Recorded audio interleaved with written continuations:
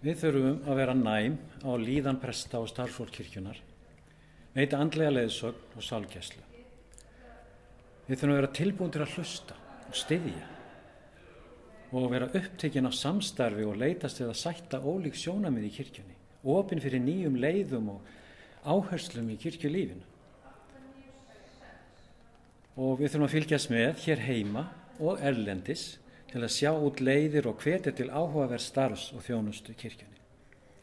Við þurfum vígslubiskup sem heimsæki prófastæmin og söfnuðina til uppörfunar og stuðnings á alla lund. Vígslubiskup í Skálholti sem styður við endurmenntun, almenna fræðslu og samfélag í kyrrð og endurnýjun. Vígslubiskup sem vill efla menningarstarfið í Skálholti, sögu, listalífið, ferðaþjónustuna.